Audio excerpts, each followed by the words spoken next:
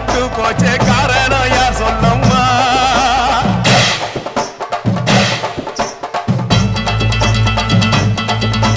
சட்டவுடு கையில் சத்தம் முழங்கிட தாயணி பொங்கிடம்மா